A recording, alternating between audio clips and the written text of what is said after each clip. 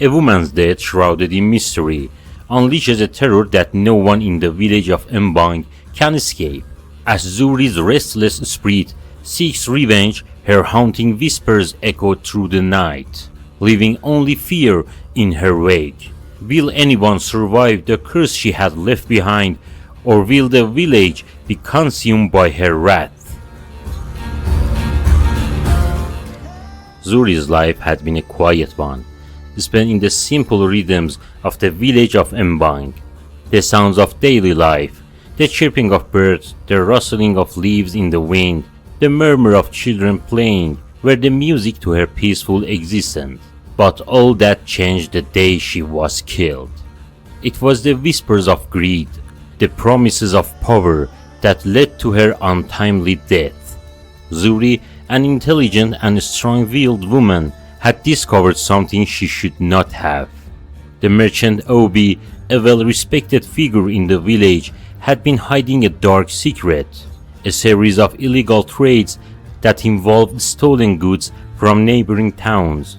Zuri's curiosity led her down a path of uncovering the truth, and for that she paid the ultimate price. Now her story is only whispered about by the elders, carried on the wind like a forgotten tale, but Zuri's spirit had not been able to rest. It lingers, seeking justice, looking for the right moment to strike back at those who destroyed her. The village of Mbang will never forget her, for her return is imminent. And when Zuri returns, she will have one goal: vengeance. If you are intrigued by Zuri's chilling story, make sure to stick with us for every twist and turn. Don't forget to like, subscribe, and hit the bell icon to never miss an eerie moment. It had been 5 years since Zuri was buried beneath the thick earth of the village cemetery. The small town of Mbang had long since returned to its peaceful routine, with the daily activities of farming, trading, and celebration weaving the fabric of normalcy. But every now and then an unsettling chill would pass through the village, like a shadow that no one could quite place. The elders spoke of it in hushed tones, saying that Zuri's spirit had been disturbed. Some claimed it was the wind, others the sudden drop in temperature during the night, but none dared speak too loudly of what they feared might be true. Zuri was not gone, and she had unfinished business. It was during a full moon that the first signs of her return began. The moonlight bathed the village in an eerie glow as if the heavens themselves were watching. In the village square, an old woman named Mama Titi was the first to hear the soft humming, a melody so haunting that it sent shivers down her spine. The humming echoed from the direction of the ancient forest, where Zuri had once walked alone on the long afternoons. Mama Titi's heart raced, but she said nothing. She simply closed her eyes and prayed to the spirits, hoping that they would keep the village safe. Little did she know, the whispers of Zuri's song were only the beginning of something much larger, a storm that would soon be unleashed. Obi had always been the charming merchant, known for his wealth and his influence in the village. He had built his empire on the backs of the villagers, buying their crops at low prices and selling them for much more to traders passing through. Everyone respected him, even admired him, but Zuri had discovered that Obi was much more than a simple merchant. He was a criminal. One afternoon, Zuri had witnessed Obi meeting with a stranger at the edge of the forest. They had exchanged goods on the cover of trees, their whispers just beyond her hearing. Curiosity had drawn her closer, but fear had kept her at bay. It wasn't until the next day, when Zuri had confronted Obi about what she had seen, that the truth came crashing down. Obi had tried to deny everything, claiming that she was simply mistaken, but Zuri had pressed him, determined to uncover the truth. She threatened to expose him to the elders, And in that moment, Obi's mask of civility slipped. His eyes darkened, and the promise of power that he held began to shine through. "I will not let you ruin everything I've built, Zuri," Obi had whispered with a cold fury that sent chills down her spine. The night Zuri was found dead was one shrouded in mystery and fear. The air in Mbang had been unusually still that evening, the usual sounds of crickets and birds absent, as if the very earth was holding its breath. The full moon shone brightly over the village, casting long, unsettling shadows over the dirt roads and the small thatched roof homes. It was Bayo, a young man who worked as an apprentice to the village blacksmith, who first found her. He had gone down to the river to fetch water late that night, the village drinking wells having run dry earlier in the day. As he reached the river bank, he stumbled upon her lifeless body, draped over the rocks like a fallen tree, her eyes wide open, staring into nothingness. Bayo's heart skipped a beat. He rushed back to the village, shouting for help. Soon the entire village gathered, their faces full of fear and disbelief. Zuri, the young woman who had once been full of life, was now a cold shell of herself. The elders were immediately called to gather in the center of the village. They studied the body carefully, but there were no signs of violence, no cuts, bruises, or anything that would suggest a struggle. Her body was pale, as if drained of life, and yet there was an eerie calmness to her expression. "She's dead," Baba Monty, the eldest of the elders, said gravely. "But how and why?" Rumors quickly began to separate through the village. Some believed she had been cursed by the spirits for snooping into matters that were not her concern. Others whispered that she had been a victim of dark magic, meant to silence her for good. But there were those, especially the younger villagers, who suspected foul play. Most suspicious of all was Obi, the wealthy merchant. He had been seen arguing with Zuri on the day of her death, and now his hands were stained with her blood, at least in the eyes of the village. His reaction was strange. It was too controlled, too calm.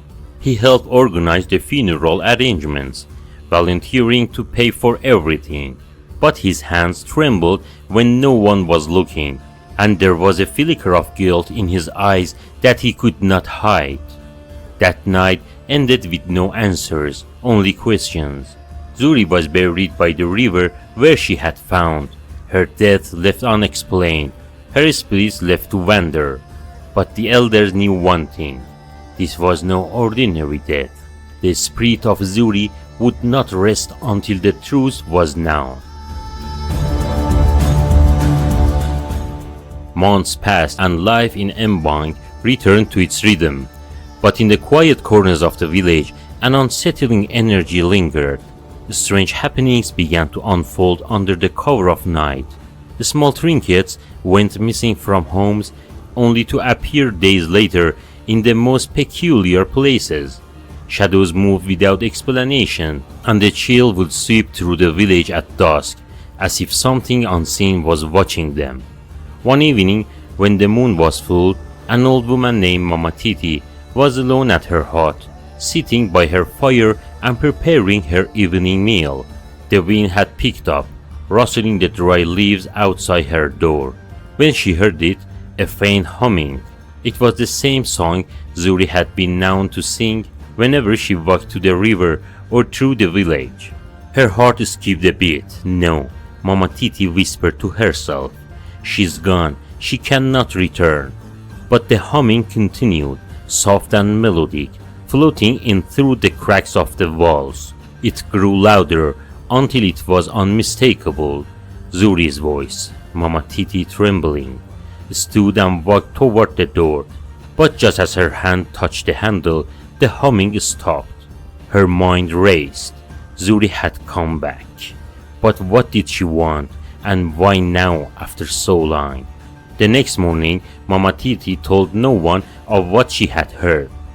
But the unease in her heart grew stronger. Zuri's spirit was restless. She had returned, and there was only one reason spirits returned: to right a wrong.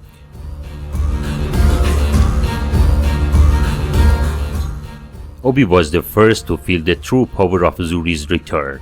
It started with restless nights. At first, it was nothing but whispers on the wind. But then, the whispers began to take shape. In the silence of the night, he could hear the sound of footsteps outside his door, soft and deliberate. When he would rush to the door, no one would be there. Then came the dreams. Obi began to see Zuri in his sleep, standing at the edge of the river, her eyes locked with his, her expression cold and unforgiving. Her lips would move, as if trying to say something, but no words would come out. He would wake up in a cold sweat, his heart pounding in his chest, and for a moment he would swear that the smell of river water and flowers lingered in the air. One evening, as he walked back from a business meeting with traders, he heard it again, the humming. He froze, looking toward the forest, where the sound seemed to emanate from. His blood ran cold.